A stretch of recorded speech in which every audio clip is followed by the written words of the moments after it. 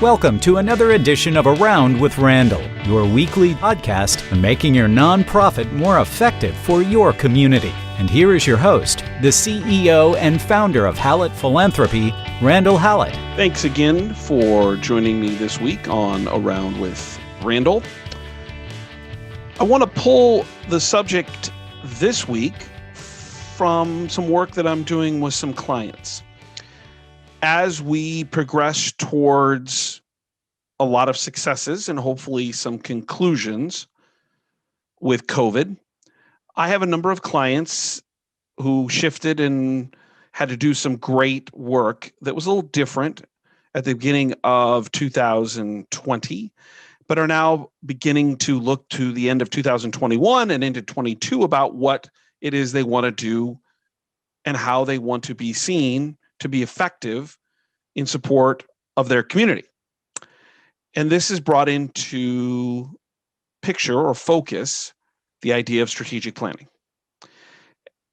Strategic planning is one of the things I enjoy doing the most, but most often find that it's done incorrectly frequently. And there's a lot of reasons why. And so let me cover what I see quite often that causes challenges. And then the tactical pieces are some things you can do if you want to make planning more effective for your organization. So the first is that there's a disconnect between the board and the executive leadership. Too often, I find that boards are being run by, in particular, the chief officer of the nonprofit, whether that's an executive director, president, whatever, instead of the other way around. Yes, it's a partnership.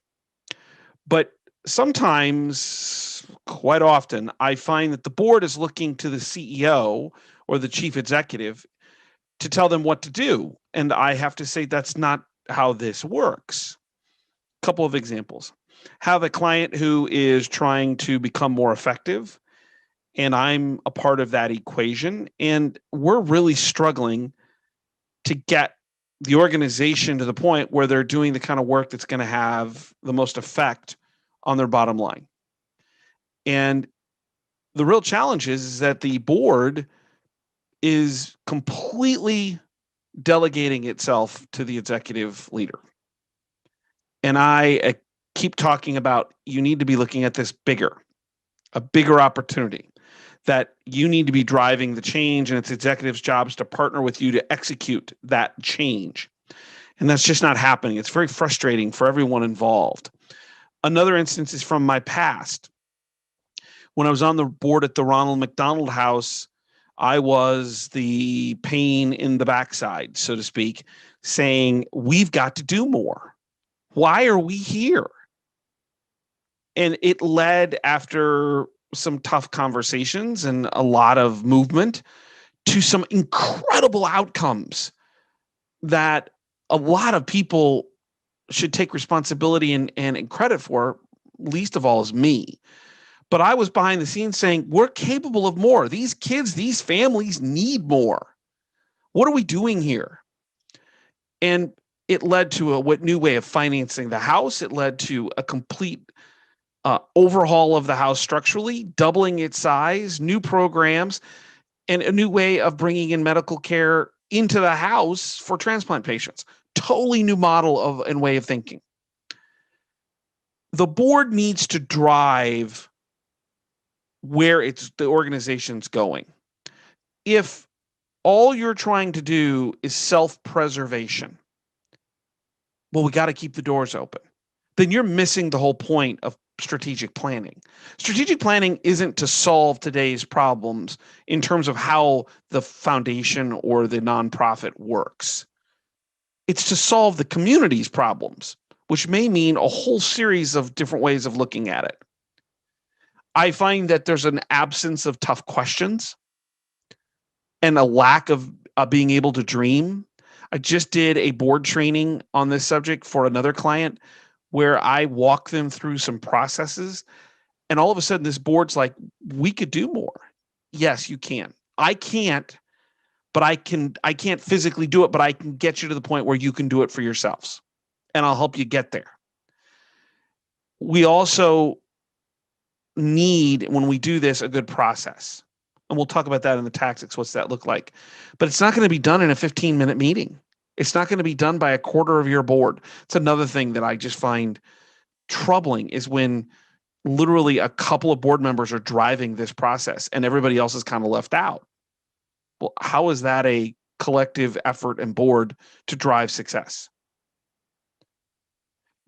That leads us to probably the most important thing, which is your board members, trustees, directors, whomever, have to have buy-in.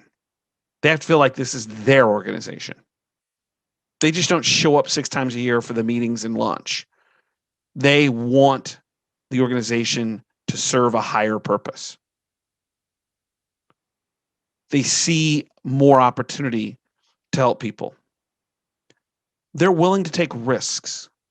If you haven't watched Dan Polenta's YouTube on YouTube, I see it, but TED Talk, Dan Polenta, about 16, 17 minutes about looking at how nonprofits, it's I think from 2013, but looking at how nonprofits are afraid of risk, and it really makes it troubling for them to be successful because they're not willing to invest in themselves. They don't invest in themselves in the right places, and they can't bear the thought of failure. And yet we know organizations that take reasonable, calculated, but good risks reap rewards. We often see it more often in the nonprofit or in the for-profit sector. Why don't we see that in the nonprofit sector? We need to relook at how we do this. And now is a great time. Anytime's a good time, but now is a great time, because what we were as nonprofits, depending on where you are in the nonprofit world, hospitals, social services, education, at about February 1st of 2020 isn't who you are now. And the question is, who are you going to be? What is it that your community needs? What is it that your organization needs to change lives? Not be self-preservationists and solve this little problem, not have part of the board leading the way, not to have small little ideas that are going to help one person. What is it that can make a difference?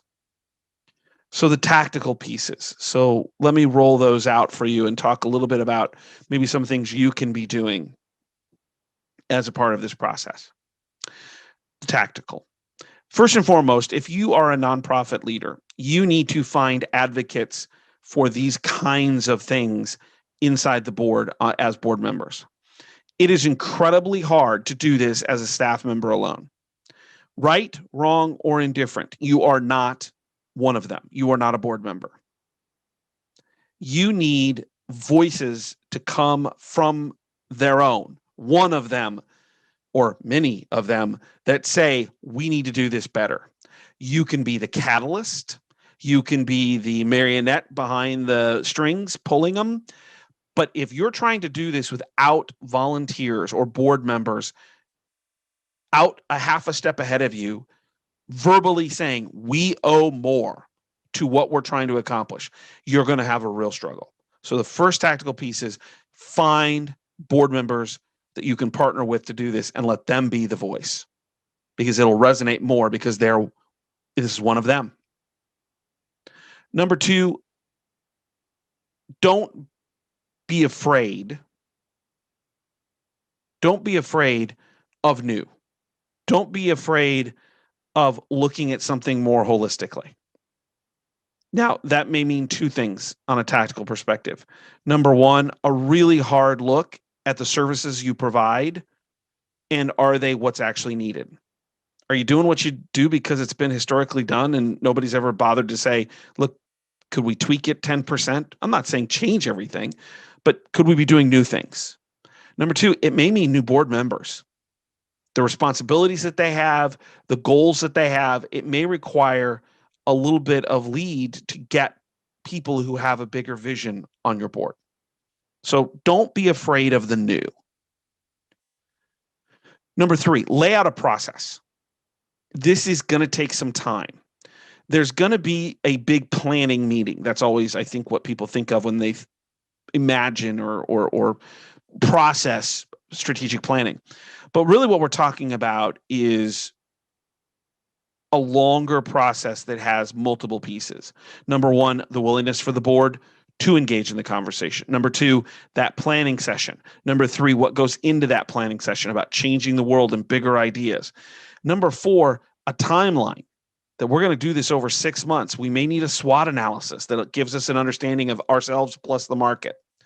There may be multiple parts of the puzzle you're going to have to fill in, and it's better to lay that out on the front end so everyone's aware of what it means.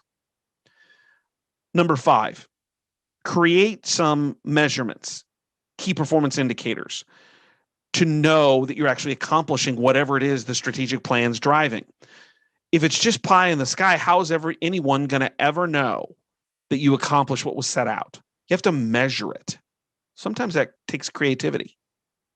And then you have to allocate board time afterwards, ongoing, to say, here was what our strategic plan was, here is our measurements, and here's where we are today.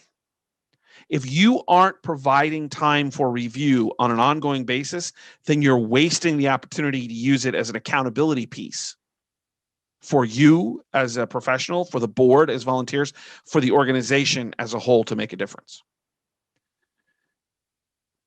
If you need something to start with, you could bring in someone from the outside. I have a client, we're bringing in someone from the outside who's on another board who does great big thinking to give them an example.